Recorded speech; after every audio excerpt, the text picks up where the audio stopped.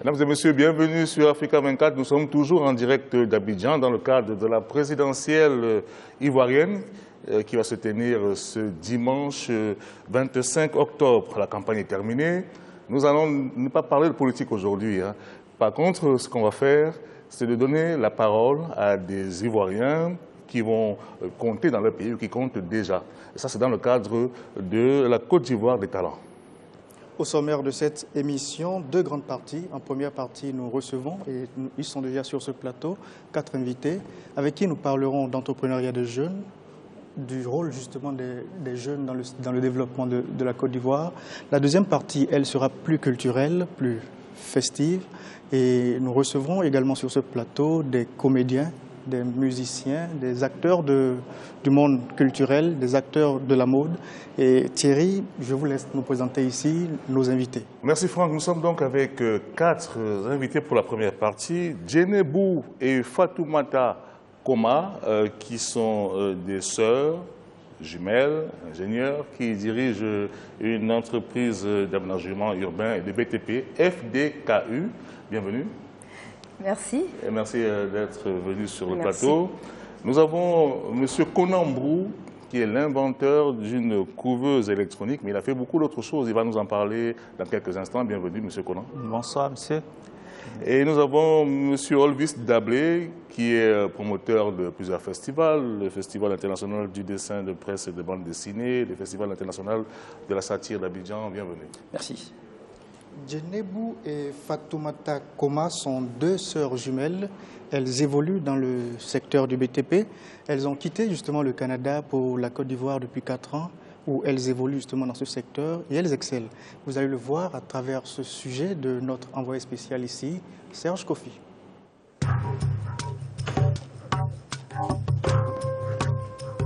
Nous sommes les sœurs Koma, moi c'est Fatoumata, elle c'est Djenebou. Nous sommes ivoiriennes et nous travaillons dans le domaine de la construction. Nous sommes d'ailleurs sur un de nos sites. Ici, on fait essentiellement les VRD, qui sont les voiries réseaux divers. On a décidé d'entreprendre dans la construction et aussi dans l'aménagement urbain, parce qu'on s'est dit que c'était une part de marché à prendre, vu qu'en Afrique, il y a pas mal de choses qu'on peut faire pour embellir nos différentes villes. Et donc, on a ciblé l'aménagement urbain, l'aménagement d'espace et les VRD. On avait fini tout ce qui était formation académique. Et aussi sur le plan professionnel, on avait accumulé pas mal d'expérience. C'est aussi important la relance économique, le climat de paix aussi qui régnait en Côte d'Ivoire. Donc on s'est dit que c'était le bon moment pour nous de rentrer dans notre pays. Chaque chantier, c'est un peu comme notre bébé. Donc on s'implique tellement que je ne pourrais pas vous dire qu'il y a telle ou telle réalisation dont je suis le plus fière. Mais par contre, c'est sûr que par exemple sur ce site, on a beaucoup appris. Effectivement, on a beaucoup appris parce que là, on a pu avoir la chance de vraiment tester notre connaissance en matière de VRD. On nous a donné notre chance et je pense que le client n'est pas déçu. Alors nos perspectives, c'est de continuer ce qu'on fait, l'améliorer dans un avenir très proche, se mettre carrément même dans le génie civil, c'est-à-dire faire les routes. Oui, parce que les routes, ça reste quelque chose de primordial en Afrique. On n'arrêtera pas ce qu'on fait, mais on rajoutera en faisant des routes.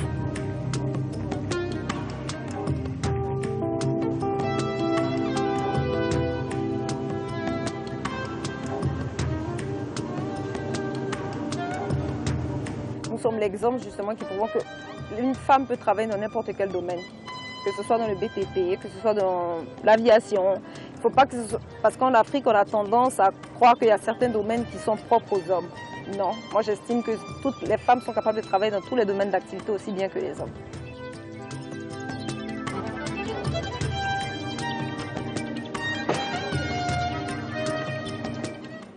La retour sur ce plateau avec Fatoumatou et Djenebou, sœurs jumelles qui exercent dans le même domaine, ont fait la même école, passé le même diplôme.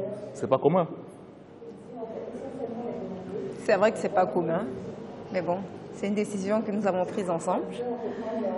On a eu notre...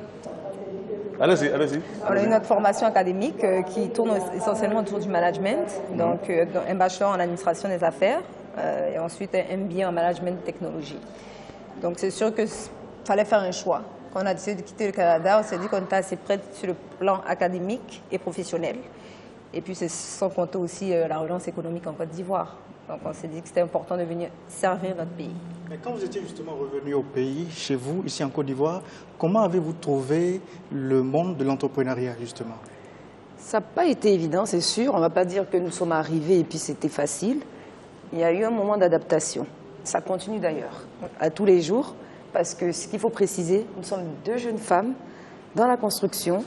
C'est un domaine assez masculin. Fait que pour s'imposer, pour se faire accepter, ce n'est pas toujours évident. On ne lâche pas, on y croit et on se soutient mutuellement en fait. Donc, Vous décidez de rentrer en 2011, donc vous montez votre entreprise dès que vous rentrez en Côte d'Ivoire. Ça a été facile de créer votre entreprise? En vérité, on n'avait pas pour objectif de monter une entreprise tout de suite. Quand nous arrivons là, on voit certaines réalités et puis on s'est dit, pourquoi pas, on voit éventuellement quels sont les débouchés par rapport au diplôme que nous avons eu. Et puis après un certain temps, on réfléchit puis on s'est dit, on est peut-être capable de monter une entreprise. Et donc, vous allez peut-être me demander pourquoi dans la construction. Mais parce qu'il y a une expertise familiale, en vérité. Donc, on s'est dit, on est jeune, on a le temps. Vous voulez dire que vous avez déjà des parents qui étaient dans ce secteur-là? Exactement. Ah non, c'est la continuité, quoi. Pas dans la continuité dans le sens où nous, on a entrepris. C'est-à-dire, on n'est pas allé travailler avec la famille. Donc, c'est sûr que l'expertise, elle est là, on peut s'en servir. Mais on a décidé de monter notre propre business avec notre vision. Donc notre management et tout ça, qui est propre à nous. Fatoumata, ce n'est pas commun accepter justement ici en Afrique, collaborer pour justement mettre sur pied une entreprise, même quand on est sœur, même quand on est encore sœur jumelle, ce n'est pas commun. Comment est-ce que justement vous avez pu traverser tous les obstacles justement qu'on rencontre dans ce type d'entreprise? Alors comme je l'ai dit tantôt, ce n'est pas forcément évident, mais le fait d'être à 2, ça nous aide énormément et notre expérience nord-américaine aussi joue beaucoup. Ça nous a vraiment donné un état d'esprit comme quoi on est capable d'y aller, on est capable de tout faire.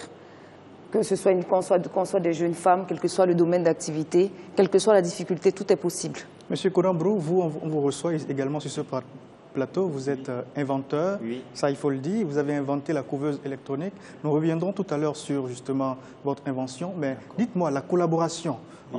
En Côte d'Ivoire, est-ce que justement c'est possible dans le cadre de la mise sur pied d'une entreprise? Est-ce que ça marche? Bon, c'est un peu difficile, hein, parce que le problème en Côte d'Ivoire, c'est le financement des projets. Bon, il n'y a pas une banque type qui peut aider la jeunesse à entreprendre, c'est-à-dire à pouvoir réaliser son projet.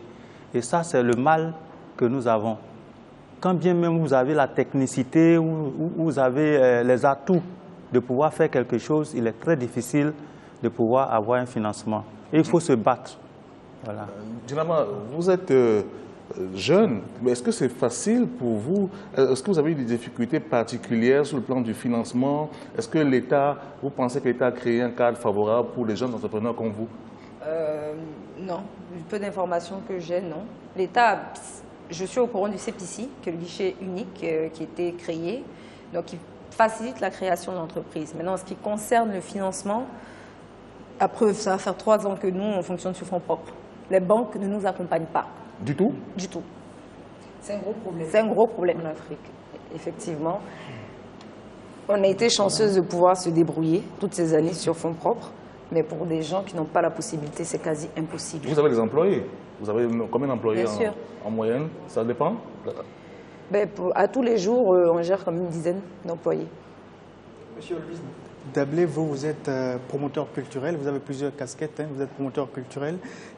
Dites-moi, est-ce que le contexte ivoirien est favorable à l'émergence justement d'une nouvelle génération de jeunes entrepreneurs?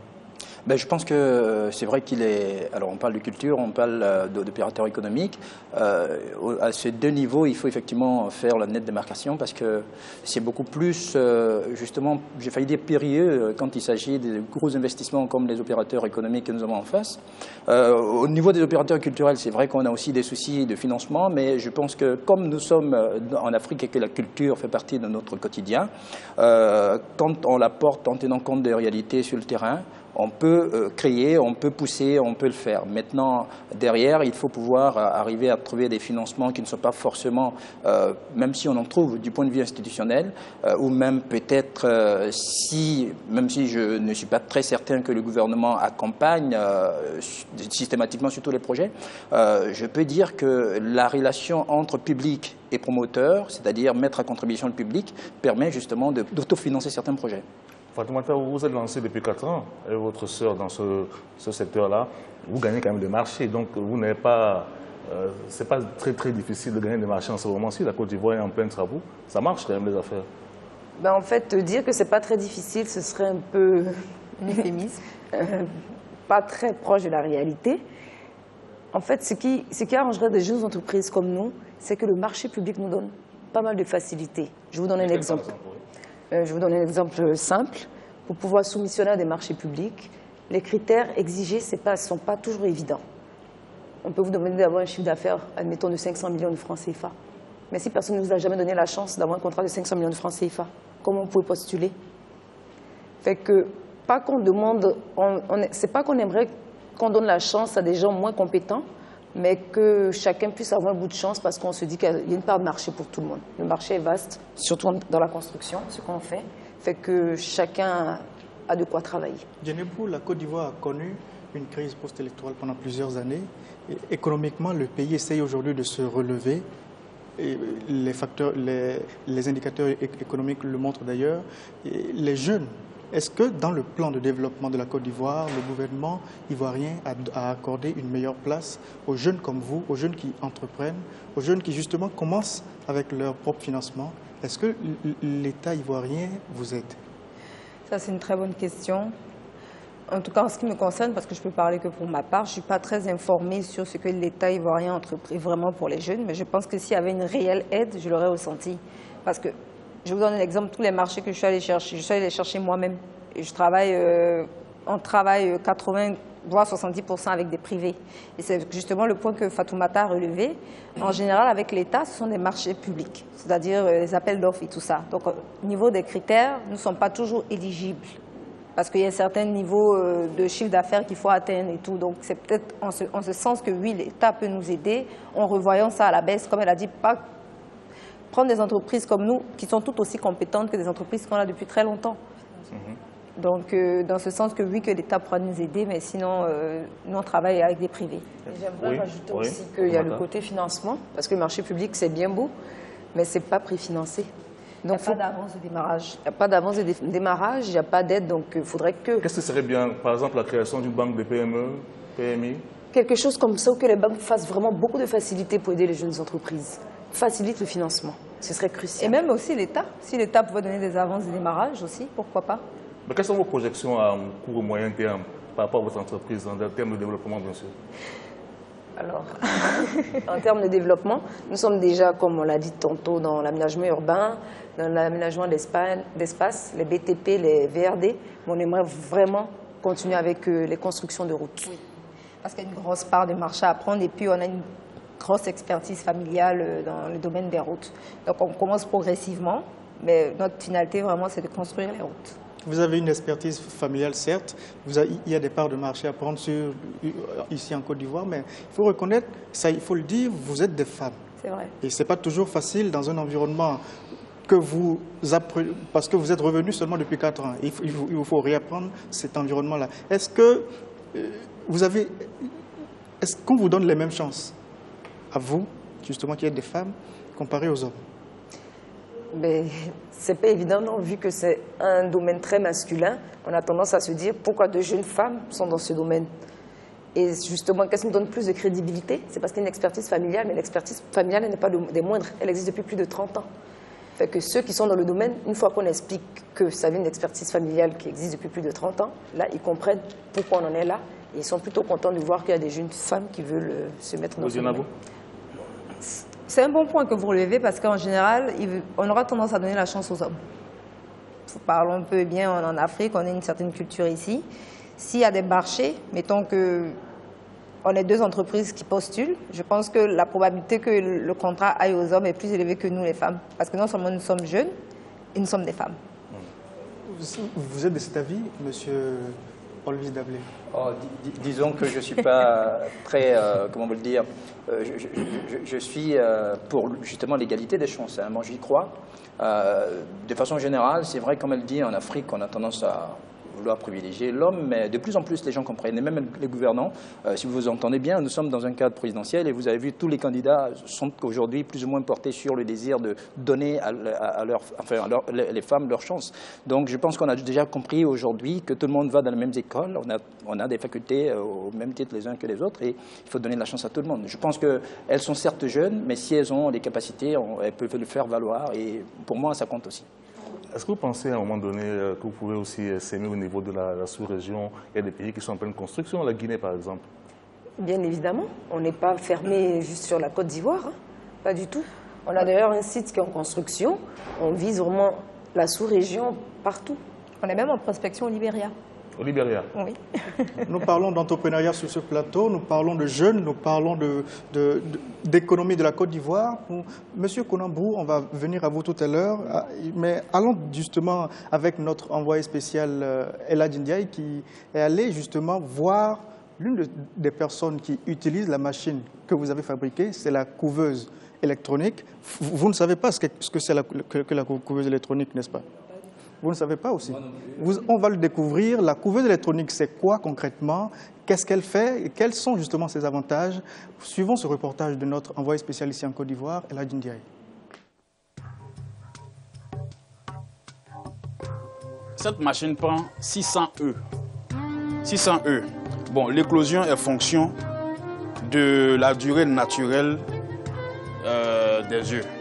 Les œufs de pintade dans la nature nous prennent 28 jours pour éclore. Ici, avec la couveuse, ça fait 24 jours, 24 à 25 jours environ.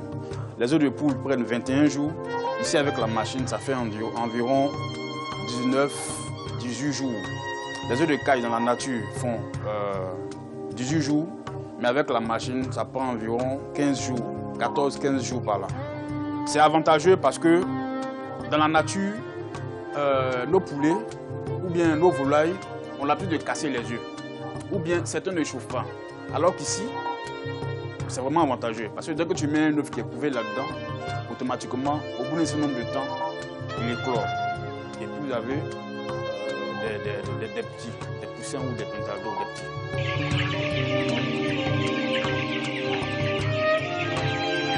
Bon, on a la femme, Azito Nyangon. Les œufs que vous avez vus tout à l'heure dans la couveuse, là, quand ça éclore, c'est ici qu'on les ramène. Bon, là, ce sont les poussins de chair. Les poussins de chair, ce bâtiment-là, il prend environ 850. Bon, là, c'est une génération qui est en train de partir. Là, c'est la génération qui est arrivée il y a 2 semaines. Alors on vient de voir ce qu'a pu concevoir M. Brou, il est sur ce plateau. Je rappelle quand même qu'à 14 ans, il fabriquait déjà un transmetteur FM, 15 ans un émetteur du portée de 100 mètres, 17 ans un talkie-walkie. Il a tout fabriqué, un décortiqueuse d'arachide, téléphone.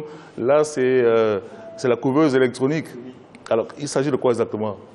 En fait, j'ai fait un constat au niveau de toutes les volailles que nous avons en Afrique. Et il y a un problème. C'est-à-dire aujourd'hui, il y a des espèces qui ont tendance à disparaître. Et il faut un système pour pouvoir mobiliser disons, les volailles actuelles pour pouvoir les reproduire.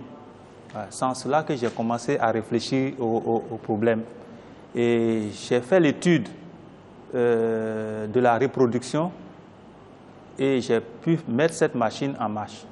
En fait, pour mettre la machine même en marche, c'est-à-dire fabriquer la machine, il m'a fallu faire l'étude des températures des différents œufs. Vous savez que vous avez, disons, les œufs de pintade, les œufs de poulet africains, les œufs de dindon, les œufs de canard. Donc, il faut harmoniser les températures pour pouvoir faire clore ces différents œufs. Voilà. Ça vous a pris combien de temps pour mettre sur pièce? L'étude m'a pris 2 ans et j'ai mis 1 an pour monter la machine. Au départ, j'ai monté la machine d'une manière traditionnelle. C'est-à-dire, on mélange les œufs à la main, vous voyez. Mais à un moment donné, comme je suis électronicien, j'ai pensé voir comment est-ce que je peux mécaniser de manière automatique le système de mélange des œufs. Et c'est là que j'ai sorti la dernière machine automatique depuis le 15 mars 2015. Et les matériaux, elle est constituée de quoi cette machine-là? Vous les prenez où les matériaux?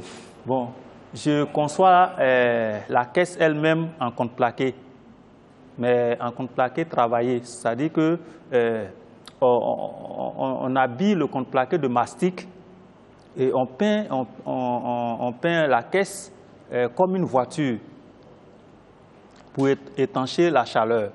Maintenant, à l'intérieur de la caisse, on fait un habillage en papier aluminium pour contenir la chaleur. C'est-à-dire, vous savez que l'aluminium est un conducteur qui permet de conserver la chaleur ou bien conserver la fraîcheur. Voilà. Donc, une fois que l'habillage est fait à l'intérieur, la chaleur qui est, comment on appelle ça, réglée, ne peut pas disparaître rapidement. Lorsqu'il y a une coupure d'électricité, cette chaleur peut rester au moins 25 à 30 minutes avant de descendre. Ce n'est pas la première fois qu'on parle de couveuse électronique. Il y en a, les couveuses électroniques. Oui, mais il y a une différence. Justement, quelle est la particularité de la couveuse électronique fabriquée par M. Conan? Bon, M. Conan a voulu faire de telle sorte que les volailles de l'Afrique soient des volailles qu'on peut expérimenter industriellement. Vous voyez? Parce que les gens n'y ont pas pensé. Aujourd'hui, l'Occident nous impose les poulets de chair, les pondeuses et autres. Vous voyez? Mais on laisse les volailles comme les pintades, les dindons, les canards et les poulets africains. Or, il faut trouver aussi un système pour pouvoir les produire en grand nombre. Est-ce que vous commercialisez déjà votre couveuse? Quel est le coût? Oui, ça, quel est le prix? Bon, il y a la couveuse, par exemple, celle qu'on a montrée tout à l'heure, qui prend 600 œufs, ça coûte 750 000 francs. Voilà. 750 000 francs, alors que si c'était une couveuse qui vient de l'extérieur, c'est plus que ça. C'est pratiquement le double du prix. Et en cas de panne, c'est vous qui venez réparer? Oui, c'est moi qui répare, puisque le schéma est fait intégralement par moi. Le schéma de commande automatique, c'est moi qui tire les montages, je fais les cartes de, comment on appelle ça, d'interface, de fonctionnement, de programmation. Bon, j'ai des cartes de choses de régulation à l'intérieur. J'ai aussi le thermomètre digital qui est à l'intérieur. Donc, il y a tout. Monsieur Konambrou, tout est fait sur place. Monsieur Konambrou, oui. Une couveuse électronique, les Africains n'y sont pas du tout habitués. Hein. Oui. Beaucoup vous diront qu'ils préfèrent prendre justement un poulet qui justement suit son cours normal de vie. Oui. Mais justement, est-ce qu'il n'y a pas des effets secondaires, des effets indésirables justement? Non, il n'y a pas d'effet. C'est ce que les gens ne comprennent pas jusqu'à présent. C'est-à-dire que ce genre de production n'a pas d'effet parce que la machine respecte le temps d'éclosion d'un œuf. C'est différent des machines que les gens mettent des vibrations choses pour avoir rapidement les poussins. C'est différent. Tout à l'heure, on nous a bien dit que au lieu de 21 jours, ça prend 18 ou... Non, 18 jours, c'est les œufs de caille. Oui. Ça, c'est normal. Les œufs de caille, c'est 18 jours. Que ce soit un caille qui couvre ses œufs, c'est 18 jours. Donc, vous avez les œufs de poulet africains, par exemple, c'est 21 jours. Ça respecte les 21 jours. Hein, les pintades, c'est 28 jours, ça respecte les 28 jours. Donc, il n'y a pas de défaillance. Bon, ce qu'on met dans la machine pendant le chauffage pour aider, par exemple, l'éclosion des œufs, c'est de l'eau simple. Il n'y a pas de produits chimiques dans l'eau. Est-ce que les autorités publiques vous aident quand même? Est-ce que vous recevez, je ne sais pas, une aide de l'État, des banques? Je n'ai jamais reçu de l'aide de l'État. Jamais. Vous êtes allé voir le ministère de l'élevage, vous avez vu des responsables? Bon, en fait, moi j'ai dit, je ne suis pas à ma seule invention en Côte d'Ivoire. J'ai eu même le premier prix de l'invention en 2001 avec la machine à décortiquer les arachides. Ça dit cette machine elle est extraordinaire, ça décortique et ça trie en même temps. Ça veut dire la peau sort d'un côté, les graines sortent de l'autre côté. On ne vous a pas aidé? Non, j'ai eu le premier prix mais je n'ai pas été aidé. La machine est là aujourd'hui. Monsieur Olvis, disons que le monde de l'invention, comment est-ce qu'il est perçu ici en Côte d'Ivoire? Je pense que vous venez de dire... Est-ce qu'on prend au sérieux les inventeurs ivoiriens? Je pense qu'on devrait les prendre au sérieux. Je pense qu'on les prend au sérieux. Maintenant, ça dépend du niveau sur lesquels on veut s'appuyer pour justement faire le constat. Si on s'appuie sur sa propre expérience, notamment en ce qui concerne les motivations par les appuis publics, on se rend compte effectivement qu'il n'en est pas encore bénéficié et certainement que c'est un domaine qui reste encore à satisfaire. Mais je pense que les Ivoiriens, et ça c'est mon propre constat, les Ivoiriens sont de ceux-là qui sont aujourd'hui, qui fonctionnent comme l'on pourrait fonctionner en Occident. On est devenu aujourd'hui une société de consommation. Je le disais souvent dans mes causeries avec certains proches, quand vous allez par exemple en Europe, que ce soit en France ou en Espagne ou quand vous avez une sortie de machine ou de voiture là-bas, 2 jours, 3 jours après, quand vous venez à Abidjan, vous avez ça ici. Donc on consomme. Il y a un complexe, vous pensez? Peut-être complexe, oui, mais en même temps, on est obligé de le faire puisque nous sommes dans une société de plus en plus qui impose la consommation. En Abidjan, on a les moyens de le faire, on a une culture occidentale, mais ce que je voulais dire dans le cas de monsieur l'inventeur ici, c'est que moi, je voudrais même savoir, est-ce que d'abord, en ce qui le concerne, il a un souci de transmettre son savoir? Parce que quand, par exemple, il faut faire la maintenance, c'est lui-même qui y va. Peut-être qu'il aurait été bien qu'il prenne peut-être Fatouma ou sa sœur, enfin des jeunes. Est-ce que vous formez des gens? Vous formez des jeunes? Oui. Bon, j'ai eu la chance d'avoir des hommes, c'est-à-dire des garçons, quand j'ai fait des enfants. Oui, donc je pense qu'aujourd'hui, tout ce qu'on transmet, d'abord, ça doit être familial. Et puis, bon, maintenant, il faut penser aux autres. Parce qu'aujourd'hui, ce que je pouvais faire au niveau de la Côte d'Ivoire, c'est de former les jeunes même, c'est-à-dire n'importe quel jeune, tous ceux qui sont diplômés, qui n'ont pas eu d'emploi, au moins les former et puis les reconvertir en d'autres choses. Diané Boukoumba, la Côte d'Ivoire est une société de consommation. Monsieur Dablé vient de le dire. Est-ce qu'il n'est pas aujourd'hui temps que la Côte d'Ivoire mette en place sa propre technologie, créer sa propre couveuse électronique, créer son propre réfrigérateur? Est-ce qu'il n'est pas temps aujourd'hui? Oui, moi je pense que oui, c'est une très très belle initiative, mais comme on a dit, tout part du financement. Si l'État met en place un mécanisme qui permet de financer ce genre de choses, moi je trouve ça merveilleux. Oui, je pense qu'on parle d'émergence en 2020, mais ça commence par ce genre de choses justement. Est-ce que vous serez prête, par exemple, si M. Brou vient vous voir en disant, mais dans votre domaine, j'ai conçu une machine qui peut vous aider. Vous serez prête à requérir ces services? Mais si ça nous aide dans notre productivité, dans notre quotidien et qu'on a les moyens, oui, bien sûr, bien évidemment. Oui. Si vous aviez aujourd'hui un appel à lancer, M. Brou, aux autorités ivoiriennes, vous leur diriez quoi exactement? Bon, comme d'habitude, je me penche sur la formation des jeunes. Vous savez, c'est très important. Aujourd'hui, cette vie que nous menons, nous venons et nous partons parce que personne ne reste ici. Mais il faut transmettre ce qu'on a connu. C'est très important. Alors, je souhaite que, enfin, le gouvernement en place, les gens qui sont, enfin, nos grands frères, en fait, pensent à nous pour que nous aussi, nous puissions penser à former les autres. Quand vous dites penser à vous, dans quel sens? C'est-à-dire nous aider à nous installer, par exemple, aujourd'hui. Vous avez besoin de quoi exactement? J'ai besoin d'avoir, comment on appelle, un organisme pour pouvoir produire les machines, un atelier de fabrication. Et c'est en cela que ceux qui seront avec moi pourront connaître comment telle machine se fabrique, comment est-ce qu'il faut dépanner cette machine. Et vous savez, aujourd'hui, cette machine peut prendre toute l'Afrique. Parce que ça nous concerne, nous les Africains. Vous savez, bon, ce n'est pas tout qui peut venir de l'Europe. Donc, il faut que ces jeunes-là soient formés au niveau de l'atelier de construction pour qu'eux aussi puissent s'exprimer un jour. Voyez. Donc c'est un peu mon objectif. Merci beaucoup, M. Konambrou. Nous continuons sur ce plateau où nous parlons d'entrepreneuriat des jeunes, nous parlons de la Côte d'Ivoire émergente grâce justement aux jeunes.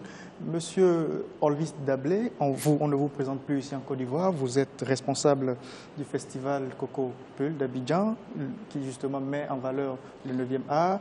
Vous avez justement récemment aidé à publier cet ouvrage Côte d'Ivoire, où on va là. On va où là? On va où là, justement? Je veux bien vous demander, on va où là? Ben, je continue de me poser la question.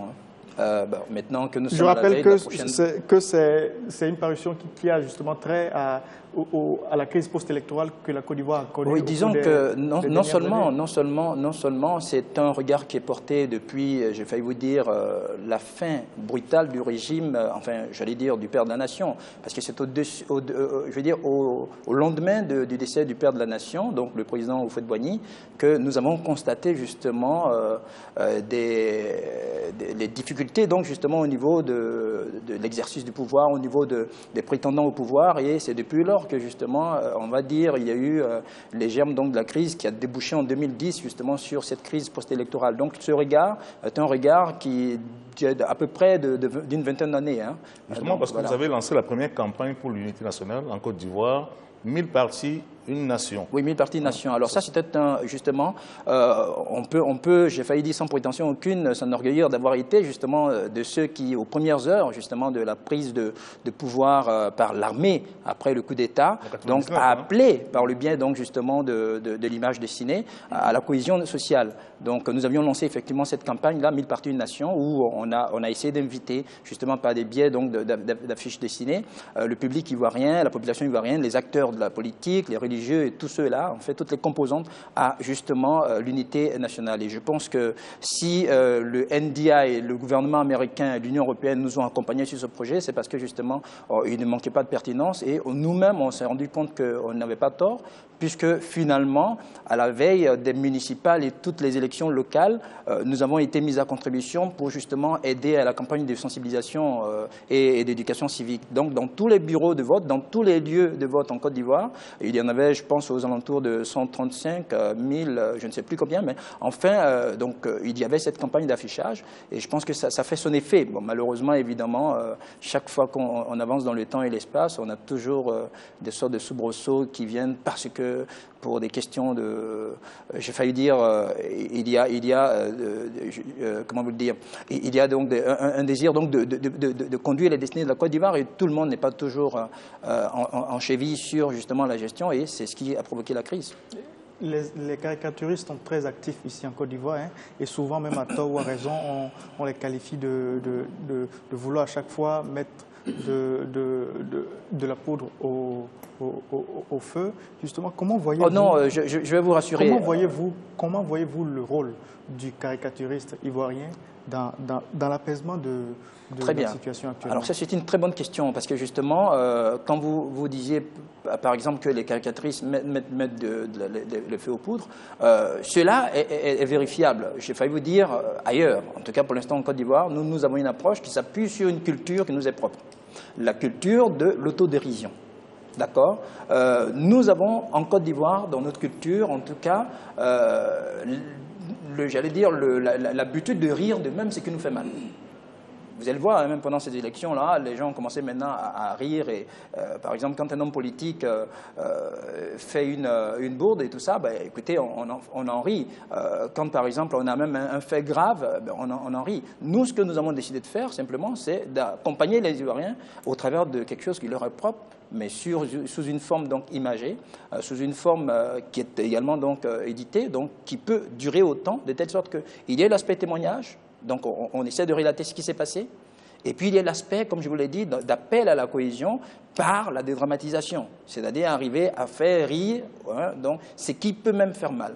Alors, nous avons donc cette approche-là, et je pense qu'à travers, par exemple, ces 2 tomes de Onvaoula, vous allez voir que notre appel, il est beaucoup plus, j'allais dire, en médiane, hein, justement, de tous ces clivages politiques ou sociaux, comment vous dire, ethniques, régionaux et tout ça. Est-ce que vous avez réussi à bien vendre ces publications et est-ce que votre métier est valorisé dans votre pays? Bon, alors, nous sommes dans une démarche perpétuelle de reconnaissance. Ça, c'est important. Hein, parce que même si, je le dis, c'est culturel pour les Ivoiriens de rire et même de ce qui fait mal, le dessin de presse, par exemple, la caricature, est quelque chose, c'est vrai, qui est amusant, qui aime bien, que les Ivoiriens apprécient, mais les acteurs ne sont pas encore véritablement positionnés comme il aurait fallu. Je vais vous dire qu'on a connu ce que j'appelle souvent le printemps, par exemple, de la presse, au début des années 90, lorsque l'on a ouvert le jeu démocratique. Et à partir de ce moment-là, puisqu'il y avait une pluralité justement de journaux et de partis politiques, parce que les partis politiques utilisent des journaux, les dessinateurs pour travailler dans les journaux. Mais à ce moment-là, effectivement, il y avait un foisonnement donc, des petites. Vous allez voir, par exemple, il y avait des petits dessins et tout ça. Vous aviez donc ça dans les journaux. Et puis, malheureusement, au fur et à mesure qu'on partait vers les années 2000, ces différents organes de presse ont commencé à mourir de leur propre mort. Parce qu'il y a toujours, comme on le dit souvent, des problèmes de financement, des problèmes, par exemple, de manque d'idéologie, en tout cas des gens qui n'assumaient pas.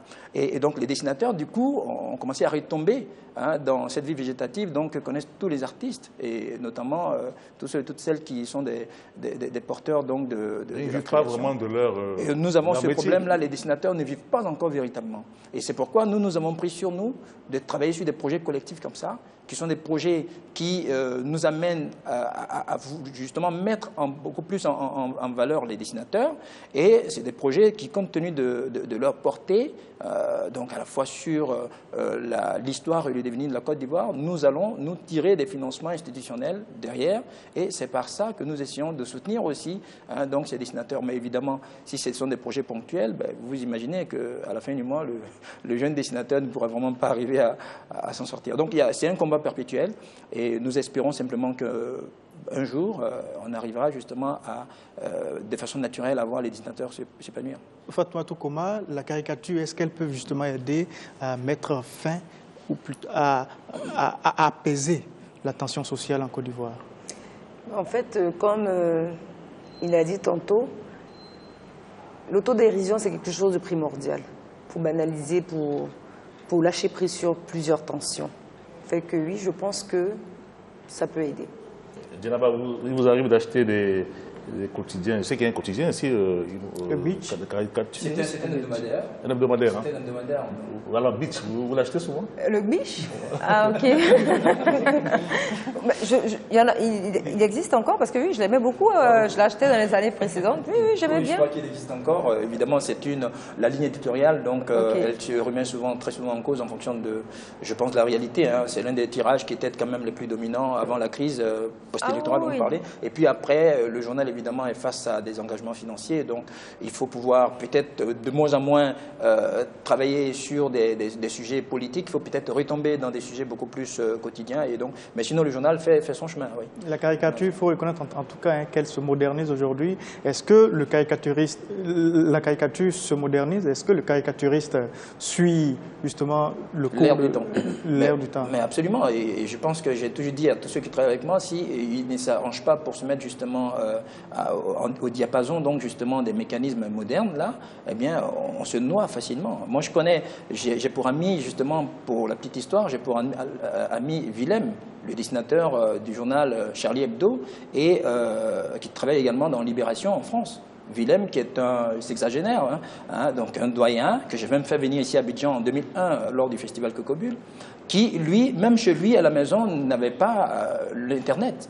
Moi, je me souviens que je lui disais, mais Willem, il va falloir te mettre... Il dit non, il n'en a pas besoin.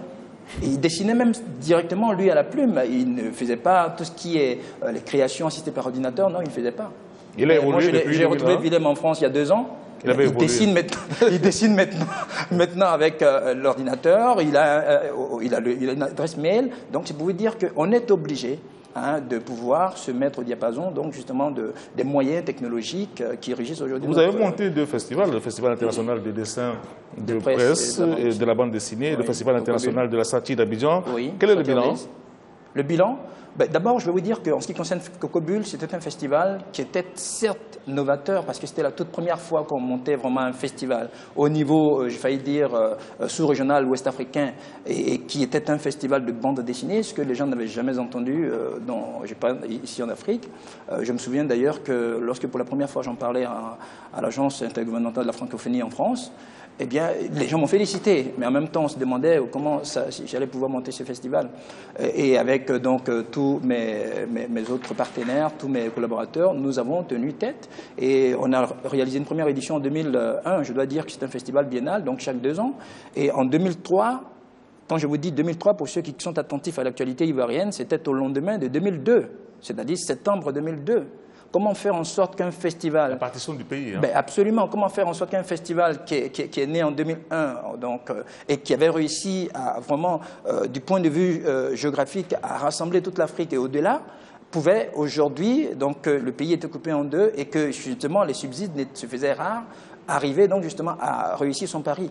Mais nous avons tenu tête. Et moi je me souviens qu'en 2003, mais j'avais pu inviter la Suisse comme pays invité d'honneur et j'avais eu un financement de Suisse, j'avais eu un financement donc de l'Union européenne et j'avais réussi à faire venir. Et c'est pourquoi d'ailleurs, je pense qu'à un certain moment, même la présidence a fini par reconnaître qu'on faisait un travail, j'ai failli dire, du point de vue diplomatie culturelle, donc un travail qui faisait regarder la Côte d'Ivoire de façon beaucoup plus intéressante et nous avons continué comme ça. Mais j'avoue que lorsque j'ai programmé la 3e édition du festival qui devait avoir pour inviter la France pour 2005, et qu'en novembre 2004, il y avait la crise que vous avez connue, donc avec les événements de l'Hôtel Ivoire, mais évidemment, ça fait que le festival était obligé de se mettre en berne pendant au moins 4 ans encore, et c'est seulement en 2007 que j'ai tenté de faire renaître ce festival, et depuis 2007, ben, écoutez, vous n'entendez plus parler de Cocobulle.